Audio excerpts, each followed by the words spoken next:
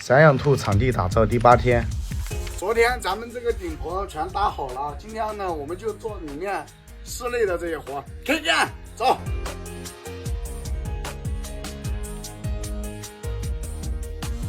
还是太年轻了，不咋会干活啊！光打这10几20个洞都给我手都打得飞麻，酸得不得了。我怕吗？我不怕，开干！拿锤子直接打。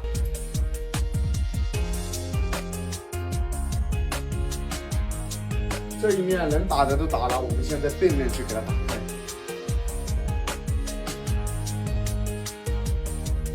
OK， 现在打通了，试一下。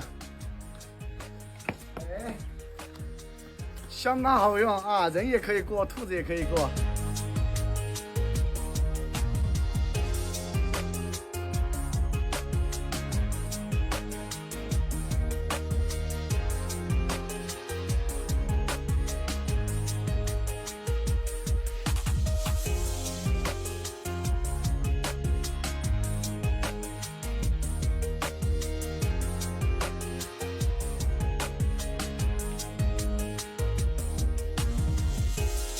李伯伯以前是搞铝合金的，叫上他一起来帮我弄门窗。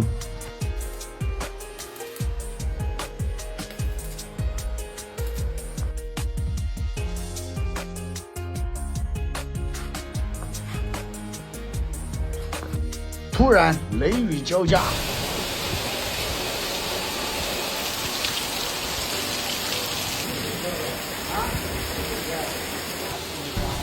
啊！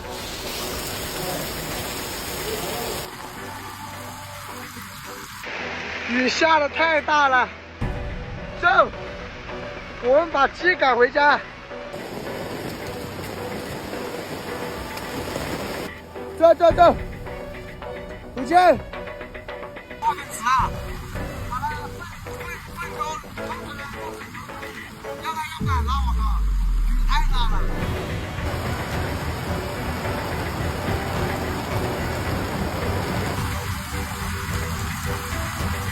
咱们这个路上相对来说还好，就是这个雨水淋出来了。你看，这个都在排水进来，这兔车在外面都已经湿了。咱把路过关小一点。哎呦，操！马上把这个窗户给摇下来，飞速旋转 ，OK。短短的几秒钟，我身上也被淋湿了，就这么快，雨就那么大，啊，没办法。